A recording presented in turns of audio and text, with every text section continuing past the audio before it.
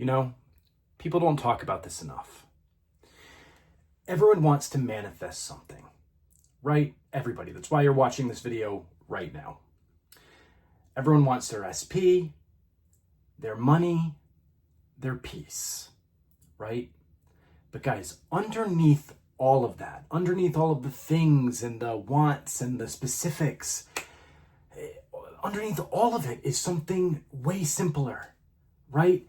Something way louder and something that nobody ever wants to admit because it sounds childish, right? You want to have fun.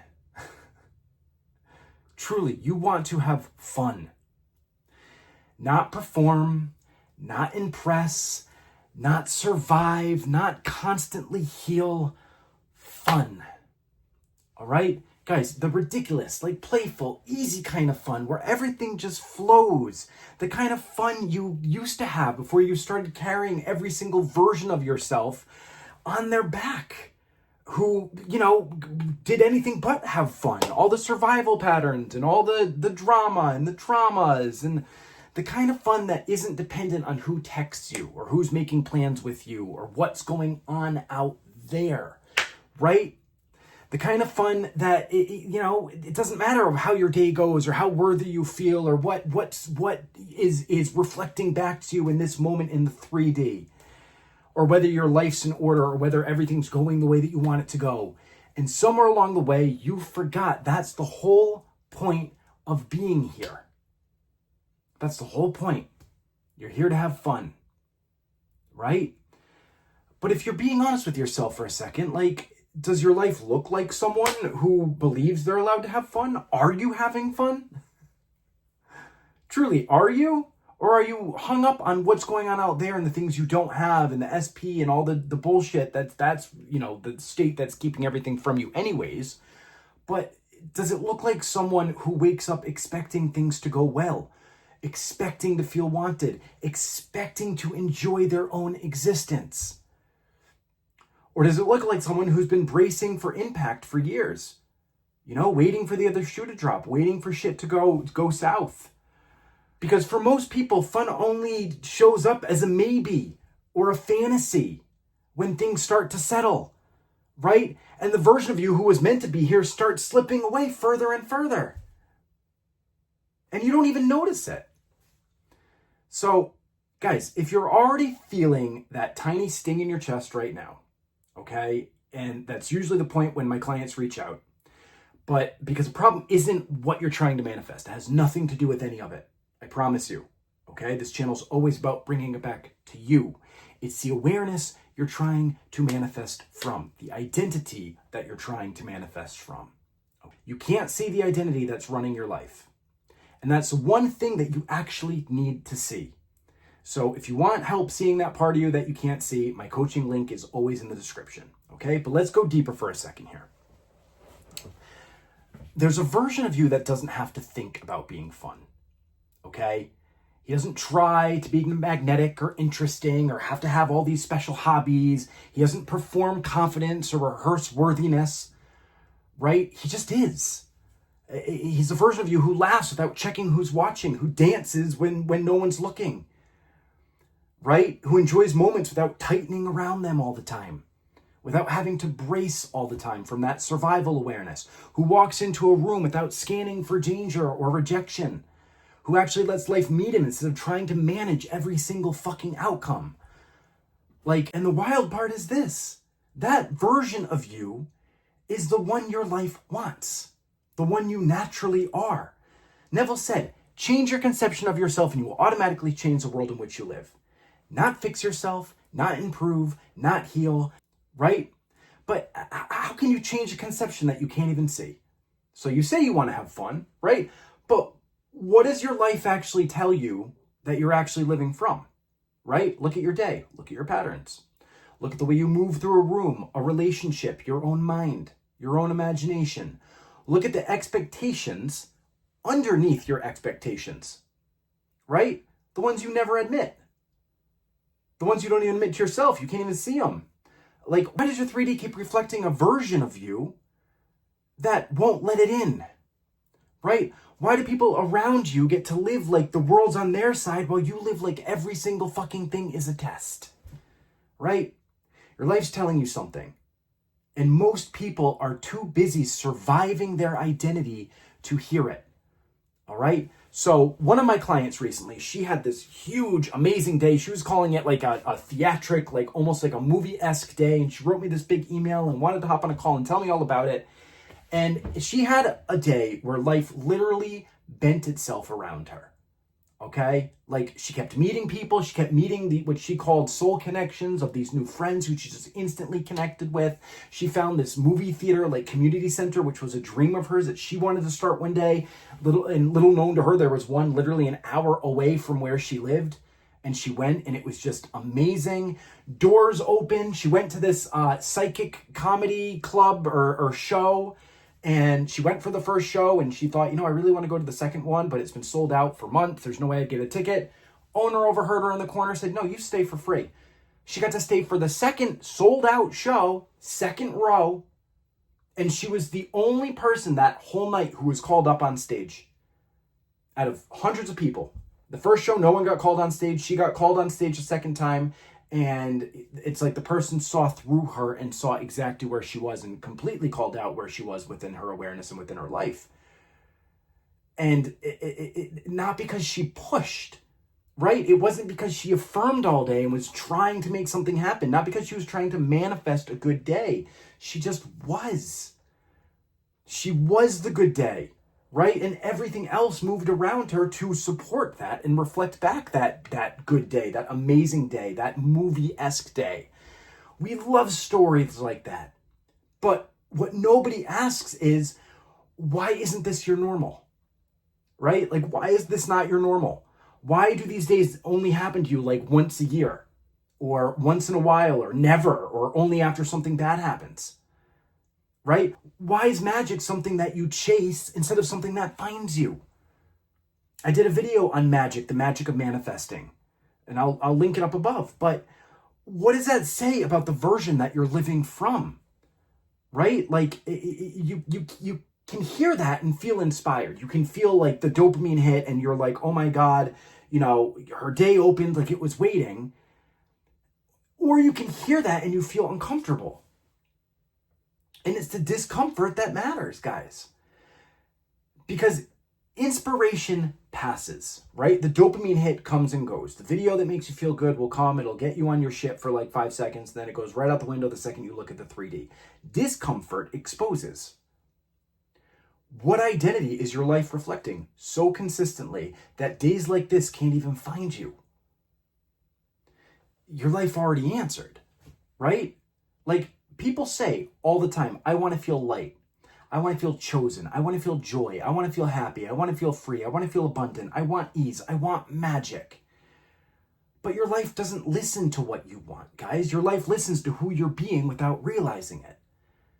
You got to be the magic to see the magic. Right? Like Neville said, your world is yourself pushed out. Not your affirmations, not your scripting, not even your visualizations, which is all powerful because it's all imagination, but yourself pushed out, right? The version of you behind your eyes that's there when nobody's looking. The version of you who doesn't trust good things, who anticipates disappointment, who doom scrolls all day, who hopes but doesn't expect, or who survives connection instead of enjoying it. Most people don't know that version. They only know the symptoms, not the self of who they're being. That's why you can say, I want fun, and wake up every day from the same exhausted, high alert, overperforming identity that you swore you grew out of, right? It's why your 3D keeps handing you the same loops, not because you're doing anything wrong, but because you can't see the awareness that you're operating from, and you can't change what you can't see. Guys, fun isn't the outcome. Fun's the mirror. Right? It's a funhouse mirror, literally. Like that's what it is. From yourself, from your nature, from your identity, from the version of you that doesn't tighten around everything, trying to fix or control or influence or change or manipulate. Right? When you're in your real identity, fun doesn't need permission. You don't need permission to have fun. it doesn't need circumstances. It doesn't wait for your SP or the money or your schedule or whatever else to clear up for you to have fun. It just is fun. It just shows up, right? And if it isn't showing up, the only question is, how do I get fun? Right? Like, it's that something that keeps your life at a distance that you can't explain. And that's the part no one ever sees, right? Not the surface stories, not the reactions, not the outcomes. The part under all of that, the part that decides everything long before you ever notice. That's where the real problem lives, guys. Not in your thoughts, not in your feelings, not in what you want, but in the version of you that's been shaping your entire world, your entire experience, without ever introducing itself. So if something in you right now feels exposed or feels off or feels triggered, good. That's not punishment, guys. That's recognition. You should be having fun every single day. And if you're not, you're saying, oh, well, you get angry and you have the reactions and then you're 3D and you say, Zach, just give us a technique. How can I technique my way to fun? How can I technique my way to fulfillment? How can I technique my way there? And the people who get it understand you can't technique your way there. You are the technique, right? But you guys got to start having fun, enjoying this entire experience, because that's what you came here to do. And that's when the world bends and everything starts bending around you. Some part of you already knows your life isn't reflecting who you truly are. Right? You know it. Like, without even hearing it, you know that. Some part of you knows you're already living from an identity below your potential. Right? Some part of you already knows you didn't come to grind through existence hoping manifestations show up, and you didn't come here to effort and try to fix and try to change and try to force and try to persist. You came here to have fun, to feel alive, to feel like yourself, right? That's why you came here, to enjoy, to just enjoy being, to enjoy fulfillment, to enjoy the entire experience. And if you don't even remember what that feels like, that's the work, if there ever was any. Right? Not techniques, not effort, not chasing signs and getting all excited about when the mirror gives you breadcrumbs, guys. Just seeing the version of you that's running things in the background. That's why you came here. That's what's running the show, and that's what you got to see. All right? Guys, if you want help with that, if you want to finally see the identity you can't see, my coaching link is in the description. But whether you reach out or not, guys, the question remains the same. If fun is really your nature, right? If that's who you truly are, then why does your life keep reflecting a version of you that doesn't even let you touch it? Really? And what's strange is how quickly your mind tries to grab onto something familiar when you hear that, right? A story, a reason, a memory. Anything that keeps you from noticing the part of you that's been shaping everything without you actually ever seeing it. That's the defense mechanism of the 3D illusion. That's why you don't see it, right? That's the whole point. That's how the illusion works. If you could just see the illusion every single moment of the day, you wouldn't be watching the video. That's just not, that's how the illusion works. You programmed main storylines of the game to keep you asleep. You're on hard mode. But the fact you're even watching this video shows that you're getting it, right? Because the truth is, guys, you don't know why your life looks the way it does. You don't know what version is being reflected back to you every single day, right? You don't know what's actually creating the patterns that you keep waking up inside of. You only see the results. You never see the identity behind them. If you did, you wouldn't be on YouTube, right? And that identity isn't something that you meet honestly, guys. It stays out of view. It stays unchallenged. It stays in control while you convince yourself you're the one making choices, while you convince yourself that you're the one working on your identity and reprogramming your subconscious. So when you hear a story about someone whose whole day opened up for them like it was nothing, the real question isn't how did she do it? And if that's where your mind is going, that's not the point, guys. It's why your world doesn't move like that. Why that kind of day doesn't find you, right? Why your reality keeps looping the same way, even when you swear that you've changed and you've done the work and you've located the identity, and you can't answer that from the version of you that's creating the loop. That you can't see what your life is reflecting from inside the reflection.